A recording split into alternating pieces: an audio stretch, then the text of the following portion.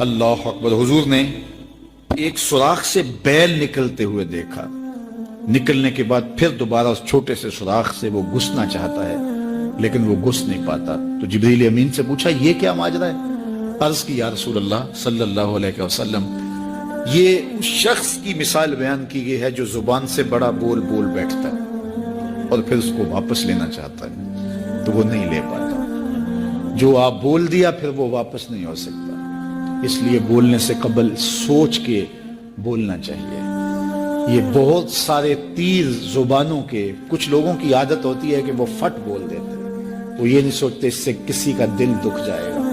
اور بعض لوگوں کے رویے یہ ہوتے ہیں کہ سچا بندہ کھرا ہوتا ہے، کڑوا ہوتا ہے تو وہ ہمیشہ ہی کڑوے رہتے ہیں۔ یہ کون سی بات ہے؟ رسول اللہ سے بڑا سچا کوئی نہیں تھا، حضور سے میٹھا کوئی نہیں تھا۔ تو یہ کیا بات ہوئی کہ یہ خیال کر کے کہ میں سچا ہوں اور کڑوا ہوں، ہر وقت زہر اگلتے رہو، لوگوں کی عزتیں اچھالتے رہو، لوگوں کی آبروؤں پہ حملہ کرتے رہو کہ میں سچا ہوں اور سچا بندہ کھڑا ہوتا ہے بات کر دیتا ہے۔ اپنی گفتگو کو کنٹرول میں کرو، کسی کا دل نہ توڑو، کسی کے دل کو اذیت نہ پہنچاؤ، خلق خدا کی بہتری کا سوچو، خود سہلو اپنے اوپر لیکن کسی کو تکلیف نہ پہنچاؤ۔ اللہ کے محبوب علیہ السلام جب ناراض ہوتے تھے تو اللہ کے محبوب علیہ السلام کے چہرے سے صحابہ پہچانتے تھے کہ حضور غصے میں۔ کوشش حضور کی ہوتی کہ کچھ نہ کہا جائے، اور اگر حضور علیہ السلام کچھ کہنا چاہتے تو پھر آقا کریم علیہ السلام اجتماعی طور پہ کہتے ہیں کہ بعض لوگوں کا یہ خیال ہے ایسا نہیں ہے ایسا ہے، تاکہ اس کو دیکھو کئی لوگ بھرے مجمع میں ایک شخص کو ٹارگٹ کرتے ہیں، ایسا کرنے سے اس کی عزت ہی باقی نہیں رہتی۔ اللہ کے محبوب ایسا نہیں کرتے تھے، جب کسی کو کہنا ہوتا تو بھرے مجمع میں حضور کہنے کی بجائے حضور ایک ویسے بات کرتے کہ بعض لوگ ایسے کرتے ہیں بعض ایسے کرتے ہیں، ایسے نہیں کرنا چاہیے، اور جس کا ماجرا ہوتا وہ سمجھ جاتا۔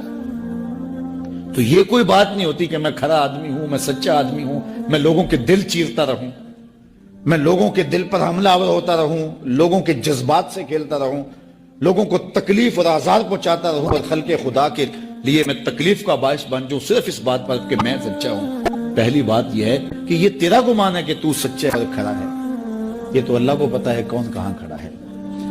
اس لیے یہ بات بہت اہم ہے کہ بولنے سے قبل سوچنا چاہیے، ایسے ہی زبان سے کوئی بات نہیں نکال دینی چاہیے۔ عربی کا ایک شعر ہے کہ جراحات السنان لہو تیام ولا یلتام ما جرح اللسان، کہ جو زخم نیزوں کے لگتے ہیں وہ بھر جاتے ہیں لیکن زبان کے تیروں کا زخم کبھی نہیں بھرتا، وہ تازہ رہتا ہے۔ اس لیے ہمیشہ آپ سوچیں اپنی زندگی میں کہ ہماری زبان سے لگا ہوا تیر کسی کو گھائل تو نہیں کر رہا۔ اور کچھ لوگ ایسے ہوتے ہیں کہ وہ مر بھی جاتے ہیں لیکن ان کی زبان سے نکلے ہوئے تیروں کی زہر افشانی ختم نہیں ہوتی، اور کچھ لوگ ایسے ہوتے ہیں ان سے اختلاف بھی ہوتا ہے لیکن اس کے باوجود کوئی ایسا جملہ نہیں ہوتا ہماری جانب ان کی طرف سے آیا ہوا جو ہمیں تکلیف دے۔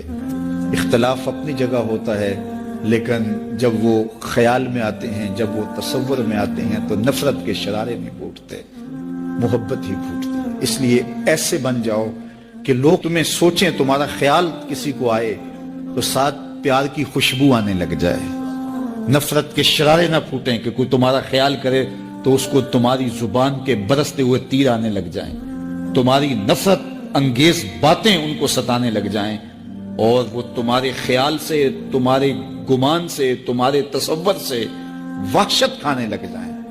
نہیں، خوبصورت زندگی گزارو، اپنی زبان کو کنٹرول میں کرو، اپنی زبان کو قابو میں کرو۔ حضرت شیخ سعدی فرماتے ہیں میں رود بار کے جنگلوں میں کھڑا تھا تو ایک آدمی چیتے کے اوپر سوار تھا، ہاتھ میں سانپ کا کوڑا پکڑا ہوا تھا، تو میرے قریب آ کے اس نے بریک لگائی نا جب، تو میں ٹھٹر گیا، ڈر گیا۔ تو وہ مسکرا کے کہنے لگے، وہ صاحب جو چیتے پہ سوار تھے، سعدی ڈر گئے ہو؟ تو میں نے کہا بات ہی ڈرنے کی ہے، چیتے پہ تم سوار ہو، ہاتھ میں سانپ کا کوڑا پکڑا ہے۔ تو سعدی فرماتے ہیں وہ بزرگ مسکرا کے بولے سعدی تو خدا کا ہو جا، خدا کی خدائی تیری ہو جائے گی، تو ہو کے تو دیکھ ان کا، پھر نوکر ہو جائے گی ساری خدائی تیری۔ لیکن ہم جب زر کے پیچھے لگ گئے تو پھر غلام بن گئے۔ یہ دنیا کی مثال